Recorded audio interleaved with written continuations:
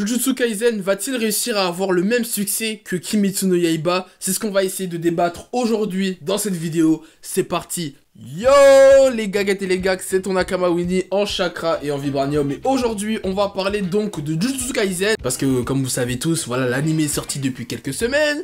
Je kiffe l'anime à mort parce que c'est vrai, je me suis pas exprimé. Je kiffe grave l'anime, franchement, ça dépasse mes attentes. Parce que franchement... Quand je lisais le manga de Jujutsu Kaisen, voilà, on me vendait un délire, ouais, mi-shonen, mi-seinen, c'est brosson, etc. Je lisais le manga, je kiffais bien le manga, hein. Mais là, l'anime retranscrit vraiment ce qu'on m'avait vendu avec le manga. Et donc, franchement, j'ai rien à dire. Mais maintenant, la question est, puisque Kimetsu no Yaiba a tout fracassé l'année dernière, est-ce que Jujutsu Kaisen arrivera-t-il à reproduire le même succès que Kimetsu no Yaiba? C'est ce qu'on va essayer de débattre aujourd'hui. Je vais vous donner mon point de vue, et puis bah, dans les commentaires, vous me direz votre avis là-dessus. Bon, déjà, on va parler en termes de chiffres. Bon, comme vous le savez, Kimetsu no Yaiba, c'est le manga légendaire qui arrive tous les 1000 ans, t'as capté? Tu vois, il y a Broly dans Dragon Ball. Kimetsu no Yaiba, c'est le Broly du manga game. C'est-à-dire que c'est un projet qui arrive... c'est du jamais vu. Que tu aimes ou pas, que tu trouves surcoté ou pas, c'est une dinguerie. Les hommes mentent, mais pas les chiffres. Il fracasse tout. Déjà, en termes de vente, là, il a bientôt atteint les... Il a atteint les 90 millions de mangas vendus, il a atteint plus de 100 millions de mangas en circulation, c'est vraiment la folie, en seulement un an, c'est incroyable. En plus, là, le film est sorti au Japon, il bat tous les records, il a, en termes de week-end, il a battu le box-office japonais, le box-office mondial, il a battu aussi le record de Miyazaki avec le voyage de Chihiro au Japon en seulement 10 jours, alors que le voyage de Chihiro, c'était en 25 jours, c'est un truc de folie là. Kimetsu, ce n'est pas juste un simple buzz, là c'est complètement confirmé, là, qu'on aime ou pas, c'est confirmé. Après on va voir ce que le film va donner, parce qu'on l'a toujours pas vu chez nous, mais en tout cas là c'est sûr. Bon bref, ça c'était un petit préambule. Du coup, les gens se disent, bah voilà, comme Jujutsu Kaisen c'est un peu la nouvelle pépite du Shonen Jump, est-ce que le manga va reproduire le même succès que Kimetsu?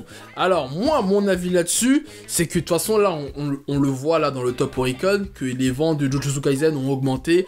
Il se place depuis 2-3 semaines, deuxième, juste derrière Kimetsu no Yaiba. Mais bon, après les chiffres sont démentiels, hein. Kimetsu, la semaine dernière, il a vendu plus de 3 millions de mangas. Jujutsu, c'est plus de 400 000 mangas. C'est énorme, hein, au Japon, hein. Mais c'est énorme, hein, mais Kimetsu, c'est tellement un truc de fou en ce moment. Et moi, je me dis... L'anime du Jujutsu Kaisen, il est vraiment qualitatif. Franchement, tous les épisodes, ils sont lourds. J'ai rien à dire. Maintenant, ce qui va jouer entre les deux... Je pense qu'il y a plusieurs facteurs qui font que, ok, Jujutsu va quand même être populaire, il va rencontrer son succès d'estime, comme prévu de toute façon. J'en parle de ça depuis le mois de janvier, mais bon, voilà, les gens ils se réveillent maintenant parce que l'anime est sorti au mois d'octobre. Ça va être très compliqué qu'il rencontre le succès de Kimetsu no Yaiba, selon moi. Après, je ne suis pas devin. Tant mieux si Jujutsu vend des chiffres comme Kimetsu, c'est tout ce que je lui espère. Mais pour moi, ça va être très compliqué. Pourquoi? Déjà, de 1... Personne s'attendait à un succès comme Kimetsu no Yaiba. Déjà, personne n'était hypé sur l'anime. Tout le monde s'en battait les reins. Et ça, on va pas se mentir. Même moi, je trouvais que le truc... Enfin, je connaissais pas Kimetsu no Yaiba avant qu'il l'animé. Alors que Jujutsu Kaisen, il y a quand même une hype en France depuis depuis le début de l'année 2020. Voilà, parce que le manga a été édité cette année chez Kiyun. Et voilà. Donc déjà, les gens l'attendaient au tournant. Déjà, de 1. De 2, l'univers. Alors oui, dans Kimetsu et dans Jujutsu Kaisen, c'est assez brosson, parce que voilà, il y a l'univers un peu des démons, etc., le monde de la nuit. Mais dans Kimetsu, il y a quand même un côté plus kawaii que dans Jujutsu. Attends, dans Demon Slayer, il y a des Nezuko, il y a des Tanjiro, même dans le chara design, dans la musique, dans l'animation, c'est beaucoup plus kawaii que Jujutsu Kaisen, où c'est un peu plus brutal, plus sombre, plus adulte, entre guillemets. Donc déjà, je pense que Jujutsu va quand même restreindre son public, je pense. Comparé à un Kimetsu qui a l'air beaucoup plus accessible et plus ouvert que Jujutsu Kaisen, déjà. Déjà, dans le dernier épisode que j'ai vu, t'as Sukuna plutôt, qui arrache le cœur de Itadori, donc déjà, c'est pas facile. Après, attention, dans Kimetsu aussi, il y a de la violence, mais bon, voilà, une violence un peu plus soft, on va dire. Là, on va voir, hein. Après, là, à l'heure où je fais cette vidéo-là, il y a que 5 épisodes de Jujutsu Kaisen qui est sorti, donc on va voir. Normalement, il y aura 24 épisodes. Voilà, ce qui va surtout jouer, parce qu'on va pas se mentir que Kimetsu, le succès... Enfin, le moment qui a fait péter l'animé, c'est l'épisode 19. Même s'il y avait des scènes assez marquantes juste avant, qui commençaient à fuiter sur le net, mais ce qui a fait péter ça va péter.